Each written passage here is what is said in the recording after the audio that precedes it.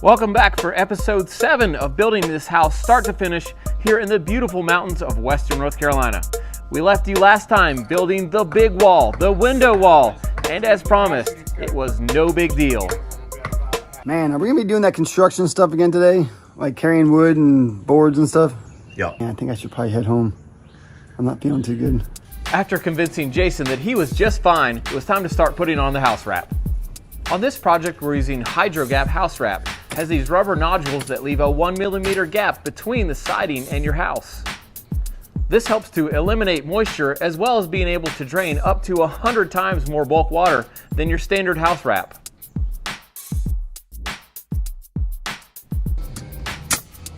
Meanwhile, Arlo and I were framing up the gable end wall, which matches the roof pitch of 312 across the top. That means that each stud is a different length. We figured this length by using math. At 312 roof pitch with a 16-inch spacing makes each stud 4 inches longer than the previous one.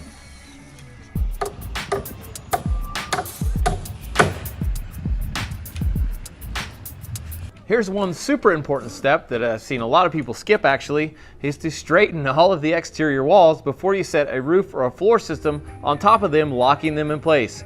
This wall was actually pretty crooked, as you can see, until we straightened it.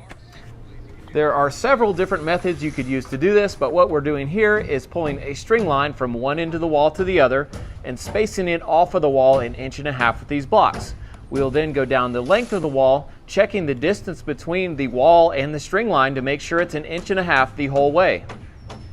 Whoa, in a little, out a little, whoa. Try one screw there. All right, now let it loose. Okay. I think go ahead and do the other one. Real man of genius stuff right there, bub. Once we had all of the exterior walls framed on this house, it was off to the races building the interior walls. All right, here we go. In the room. And you know, I think fire in the hole! These interior walls don't need anchor bolts like the exterior walls because there's no uplift. We use a powder actuated nail gun to fasten them to the floor. It uses a 27 caliber small little bullet with no bullet to fire the nail into the concrete. These nails have big washers so that they catch on the bottom plate very securely, and they're pretty fun to use. On account of the stained concrete floor being the finished floor, we did not chalk our lines through the door openings for these interior walls, because that chalk line might not come off the floor. Then you'd have a blue or red line across your finished floor in the finish. And just like our first concrete delivery, our truss truck drove right past our job site and was gone for about a half an hour before he finally came back around and found us. This driveway is kind of hidden and it's kind of been a problem. Yep. These delivery trucks are pretty cool. They have a set of rollers that can be moved up or down to roll the load off the back of the truck. I was super happy to see these floor trusses, but after closer inspection of the drawings, something was crazy. This is not what I expected. Turns out they had turned the trusses the opposite way than I had planned to, and on smaller projects, I think there is a chance for mistakes because you think it's so simple, you don't double check with the engineer, and I didn't. He ran these trusses to a wall that I was not planning on being load bearing. We had to call a structural engineer and run the loads for our slab to make sure it would carry the load before carrying on. Luckily it did. Teamwork. Okay. Right, 66-year-old man. This is a tough one.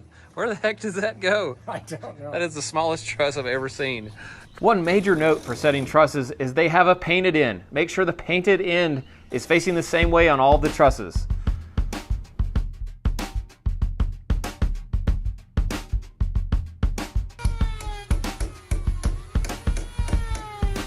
The truss company will usually look out for you on this, but make sure you don't have a truss directly below a toilet. This won't work.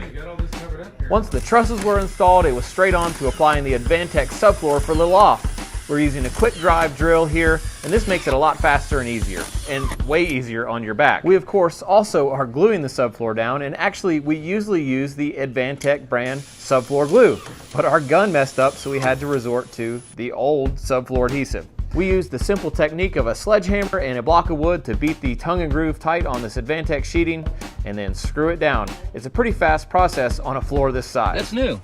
It wasn't like that before.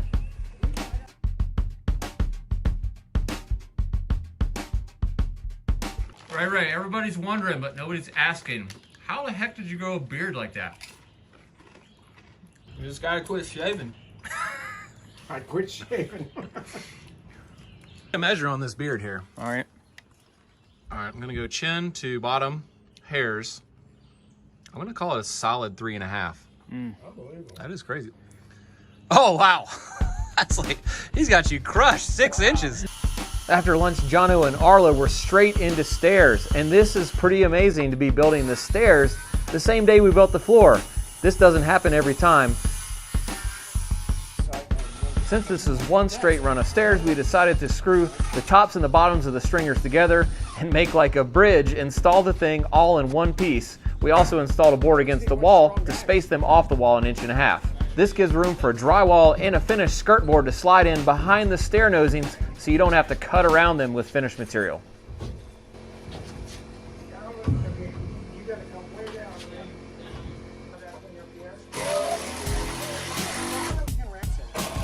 We made these stairs 44 inches wide, even though it's a small house, because I don't like narrow stairs. It's like a super highway from the top to the bottom. Next on the list was setting these posts and girders to carry the roof system out over the covered patio. We're using 5/8" anchor bolts that go down into this concrete slab to hold the post down against any uplift.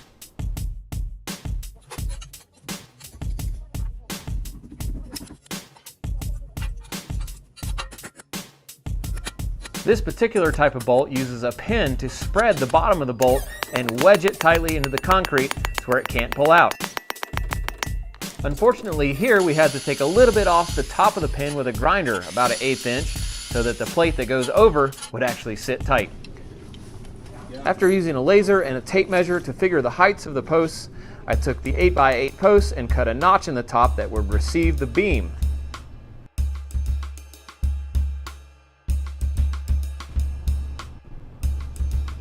A little extra step here for aesthetics, run a hand plane down each corner to knock the corner off, make it look nice and round and smooth.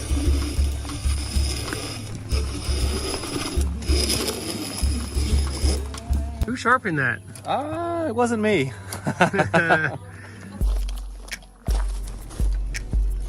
This 8x8 post is way oversized for the load. I just wanted it to be big so it didn't look like a toothpick underneath this huge roof. Once the base of the post was fastened into the bracket, we used some 2x4 bracing to brace it plumb in both directions. Next, it was time for the even taller post on the high side of the roof. This took a few more men as it was a several 100-pound post. And as I watched the guy stand the post up, it kind of reminded me of something. I'm not sure what it is, just something I've seen before.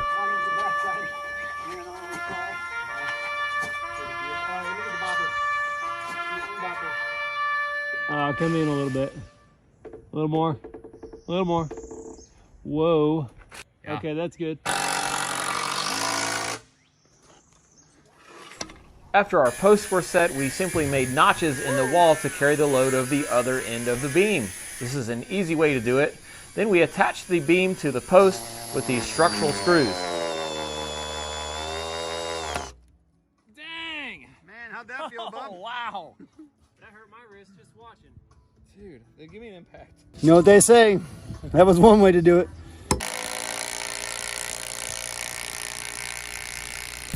That will definitely do it. How's she look?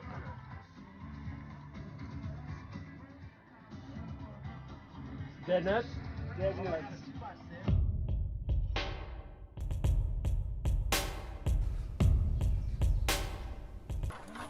After the first layer of the beam, we added the second layer to make a total width of 3.5 inches with this LVL beam to carry the roof load across this opening. With the posts and girders finished up, we still had daylight to burn, so we started working on some of the upstairs walls on the loft. This was another big wall, and I hated to miss out on lifting it, but someone's got to videotape this stuff so you can watch it. The reason the bottom plate of this wall wasn't sliding off the subfloor as they lifted it is Jamie had tacked it to the floor just like this with toenails. It's so important. If you don't want your wall to slide, this acts as a hinge. You can stand the wall safely. So I've been looking for my impact driver for days.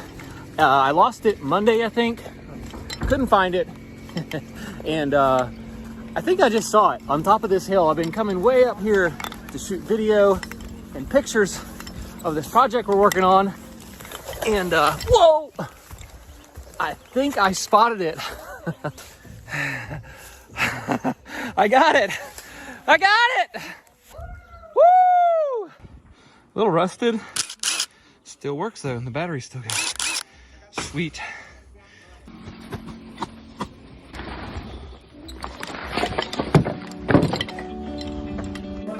I've been doing this carpentry for like 45 years. This is the first house that on the third day, I never went up a ladder to go to the second floor. I just built the stairs and we went up there and we're walking up there. I think everybody went up the ladder 2 or 3 times, but other than that, done, unheard of. Usually you're at a job for a month and you're like, why don't we have the stairs? Actually, the plumber usually says that. Where are the stairs? Exactly. I don't know. Arlo didn't build them yet. Yeah, it's awesome. Yeah, we've really enjoyed this job. It's been good. It's been awesome. It's been good. Make sure to check back next week for episode 8, where we build the roof system. And we also pull the oldest trick in the book on Ray and on Arlo. And Jason screams a bunch of stuff. See ya. Yo, I need a full sheet today. Let's go. Come on.